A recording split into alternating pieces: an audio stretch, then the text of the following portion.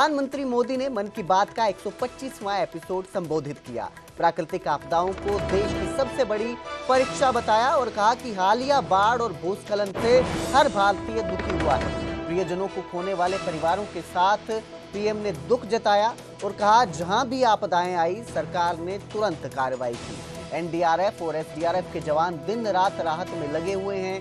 सुरक्षा बलों ने मिलकर लोगों की जान बचाने का काम किया।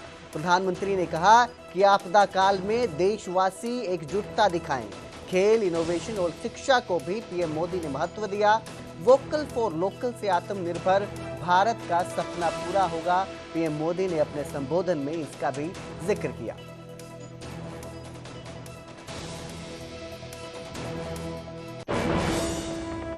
तो उधर अंबाला में कैबिनेट मंत्री अनिल विज ने मन की बात कार्यक्रम को सुना। प्रधानमंत्री मोदी ने देश की प्रगति और उपलब्धियां बताई। पीएम की पहल से देश में बेहतर काम करने की प्रेरणा मिली है। अनिल विज ने कार्यक्रम सुनने के बाद ये कहा है और कहा कि कश्मीर में अब खेलों की तालियों से मैदान गूंज रहे हैं। धारा 370 हटाने से कश्मीर भारत के अभिन्न अंग के रूप में जुड़ चुका है।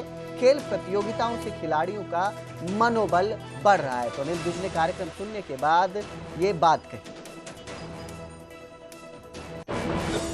ये नरेंद्र मोदी जी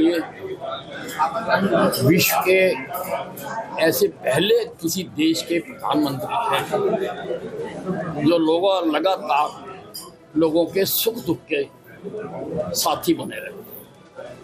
हर महीने वो देश की उपलब्धियों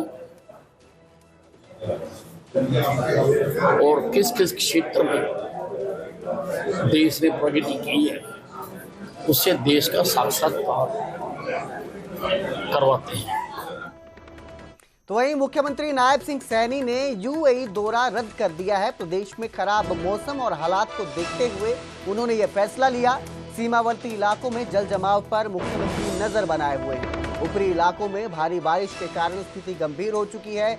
सभी जिला उपायुक्तों को बारिश संबंधी दिशा निर्देश जारी किए गए हैं। मुख्यमंत्री लगातार मौसम अपडेट ले रहे हैं और राहत उपायों पर ध्यान दे रहे हैं।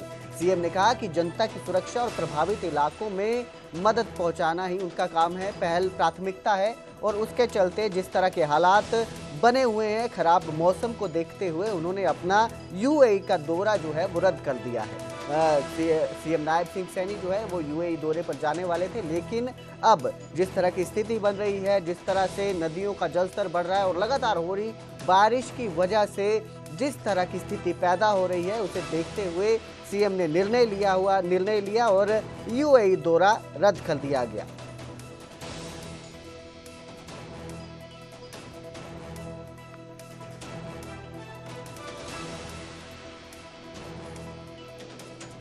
इस खबर पर ज्यादा जानकारी के लिए मेरे सहयोगी अंकित दुधानी हमारे साथ जुड़े हैं। जी अंकित, क्या अपडेट इस पूरे मामले पर? दौरा जो है सीएम ने रद्द कर दिया है, अब किस तरह के हालात देखने को मिल रहे हैं प्रदेश में?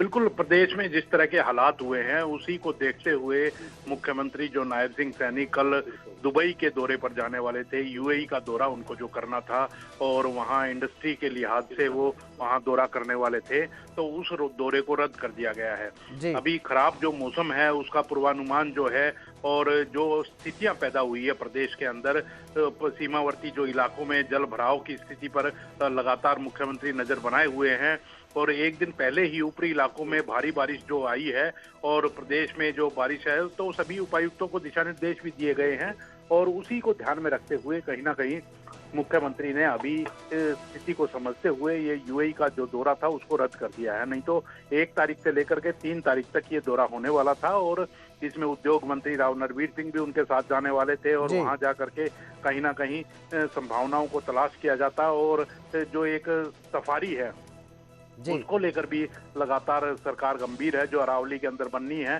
तो उसको लेकर भी कहीं ना कहीं दौरे के अंदर वो शामिल थी चीज। लेकिन अब प्रदेश के हालातों को पहले इंपॉर्टेंस देते हुए मुख्यमंत्री ने ये दौरा रद्द किया है। अब आने वाले दिनों के अंदर ये दौरा कब होगा वो अगली तारीख बताई जाएगी, लेकिन अभी प्रदेश में जिस तरह के भारी बारिश के चलते हालात बने हुए हैं और कहीं ना कहीं हालात खराब हैं, सीमावर्ती जो अपना प्रदेश है पंजाब, वहां बाढ़ की स्थिति बनी हुई है और बाढ़ कई जगह आई हुई है और जी। हरियाणा में भी ऐसी कोई स्थिति उत्पन्न ना हो, उसी को ध्यान में रखते हुए ये दौरा रद्द किया गया। जी जी बिल्कुल, बहुत बहुत शुक्रिया इस तमाम जानकारी के लिए अंकित। तो अब अगला दौरा कब सीएम प्लान करेंगे अपना, इसकी अभी कोई जानकारी सामने नहीं आई है।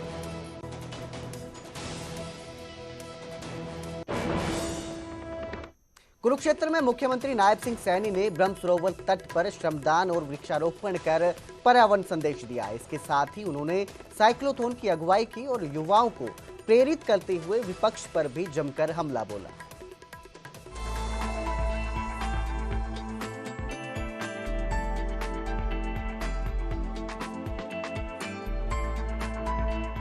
कुरुक्षेत्र की पवित्र धरती पर मुख्यमंत्री नायब सिंह सैनी ने हाथों में झाड़ू और कुदाल लेकर श्रमदान का संदेश दिया।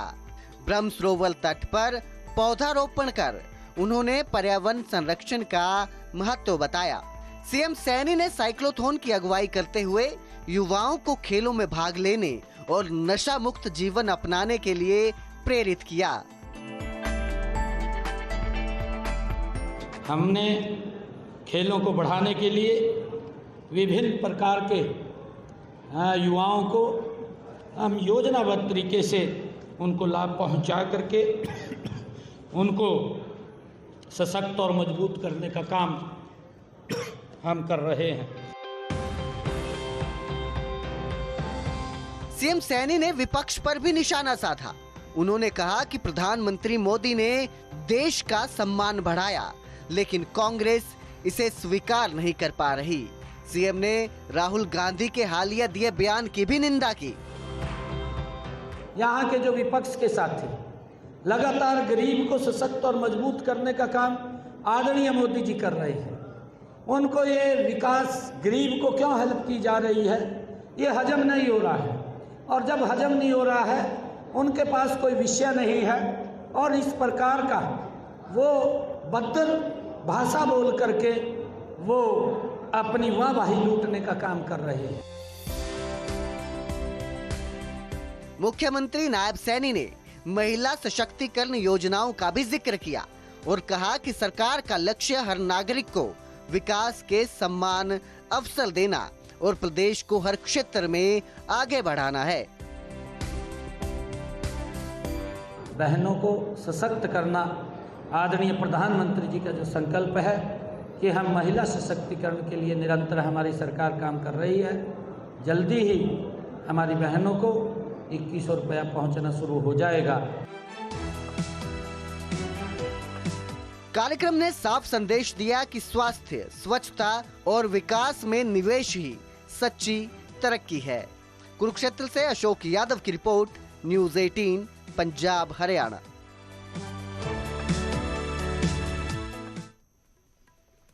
और अब जिक्र करेंगे कुदरत के कहर का। सोनीपत में बारिश के बाद सड़कें तालाब बन गई हैं।